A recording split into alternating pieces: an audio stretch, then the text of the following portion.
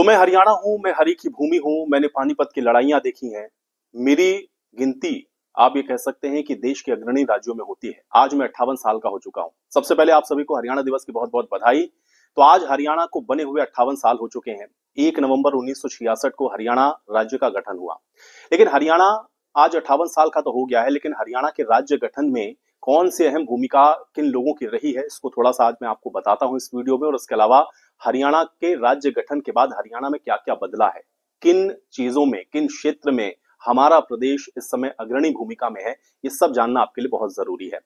तो सबसे पहले जैसा कि मैंने आपको बताया कि 1 नवंबर 1966 को हरियाणा राज्य का गठन हुआ। जब हरियाणा का राज्य गठित किया गया तो उस समय हरियाणा में 7 जिले हुआ करते थे, जिनकी संख्या अब बढ़कर के 22 हो गई है, ये आपको पता है। लेकिन राज्य गठन के बाद हरियाणा ने बहुत सारे उतार चढ़ाव देखे हैं। लेकिन आज अगर आप हरियाणा को देखेंगे तो बहुत सारे क्षेत्र ऐसे हैं जिसमें हरियाणा आज अग्रणी भूमिका में है। इसमें सबसे पहले अगर आप देखें तो हरियाणा खासतौर से जो फूड ग्रेन है हमारे, उसमें उच्चतम पायदान पर आप कह सकते हैं कि हरियाणा है। इसके अलावा भी कुछ अहम चीजें हैं, जैसे 1 नवंबर 1966 को हरियाणा भले ही अस्तित्व में आया हो, लेकिन अब हरियाणा बहुत तेजी के साथ बढ़ता हुआ राज्य है। हरियाणा के अंदर कुछ अहम चीजें और हैं, जैसे कि हरियाणा में अगर आप देखेंगे तो हरियाणा खेलों के लिए भी जाना जाता है। हरियाणा हमारे देश के नौजवानों के लिए भी जाना जाता है। सेना में अगर आप देखेंगे तो देश का हर 10वां जो सैनिक है वो हरियाणा का है। ये एक इंपॉर्टेंट चीज है जो आपको पता होनी चाहिए, और इसलिए हरियाणा को सैनिकों की और वीर भूमि भी कहा जाता है। खेलों में भी आपको पता है कि आधे से ज्यादा जो मेडल आपने देखा कि चाहे ओलंपिक्स हो या और भी जितने भी गेम्स होते हैं, उसमें भी हरियाणा का अपना जो दबदबा है वो रहा है। इसी तरह से खेल खिलाड़ियों में तो अव्वल है ही हरियाणा।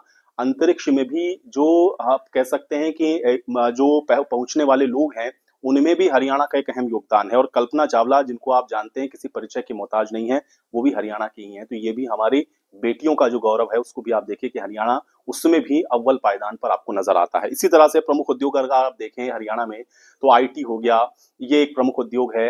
ऑटोमोबाइल सेक्टर अगर आप देखेंगे तो उसमें भी हरियाणा की जो गिनती है वो प्रमुख एक तरीके से कह सकते हैं कि इन उद्योगों में की जाती है।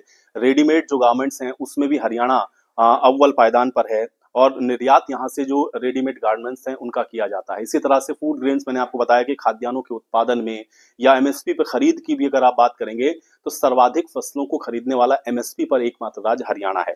इसी के साथ कुछ और अहम चीजें हैं जो मुझे लगता है कि आपको जरूर जाननी चाहिए, और वो भी मैं आपको बताता हूँ। देखिए, हरियाणा की जो राज्य गठन की मांग है वो सबसे पहले साल 1923 में हुई थी, और ये आजादी से पहले की बात है। यानी कि 1923 में जब हमारा देश आजाद भी नहीं हुआ था, उस समय हरियाणा के राज्य गठन की मांग उठी थी, और वो भी लाहौर से। आपको बता दें कि बाद में सर छोटूराम की अध्यक्षता में एक कमेटी बनाई गई, और उसके बाद ये जो हरियाणा का राज्य गठन है उसकी जो मांग है वो और तेज होती हुई नजर आई। 1952 को हरियाणा के लिए एक बाकायदा आप कह सकते हैं कि एक तरीके से लोगों की राय शुमारी की गई, जिसमें 125 विधायक ऐसे थे जिन्होंने हरियाणा के गठन के लिए जो अपनी मंजूरी है उसको दी। इसके बाद 1952 में उत्तर प्रदेश और हरियाणा क्षेत्र के कुल 125 विधायक थे जिनकी राय शुमारी को इसमें शामिल किया गया, और उसके बाद हरियाणा राज्य गठन की जो बात है वो आगे बढ़ी। विधायकों ने अलग राज्य बनाने के लिए बाकायदा एक ज्ञापन दिया। सर छोटूराम की अध्यक्षता में हरियाणा राज्य गठन की जो मांग है वो और तेजी पकड़ती हुई नजर आई। हालांकि मैंने पहले भी आपको बताया कि स्वामी सत्यानंद, जिन्होंने 1923 में ही इसकी डिमांड की थी, वो सर छोटूराम से होते हुए आगे तक पहुंची, और उसके बाद विधायकों ने जब अलग राज्य बनाने की मांग की तो तत्कालीन जो गृह मंत्री थे उस समय के जीबी पंत, उनको ये जो एक ड्राफ्ट है वो सौंपा गया कि इसमें हरियाणा को पंजाब से अलग करके एक राज्य का जो दर्जा है वो दिया जाए। तो ये भी जानना आपके लिए जरूरी है, क्योंकि पंजाब का पहले हिस्सा हुआ करता था हरियाणा, लेकिन बाद में पंजाब से ही अलग होकर के 7 जो जिले हैं उनका एक तरीके से आप कह सकते हैं कि उनको अलग करके हरियाणा राज्य गठन का जो गठन है वो किया गया, जिनकी संख्या बढ़कर के 22 हो गई है।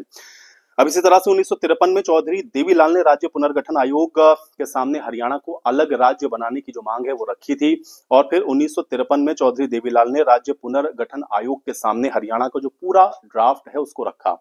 इसके बाद आप देखिए, केंद्र की जो पार्लियामेंट्री बोर्ड थी, उस समय इंदिरा गांधी देश की प्रधानमंत्री थी, उन्होंने इसको सैद्धांतिक तौर पर मंजूर किया, और उसके बाद ये कहा गया कि हरियाणा को एक जो अलग राज्य है उसका दर्जा दिया जाएगा।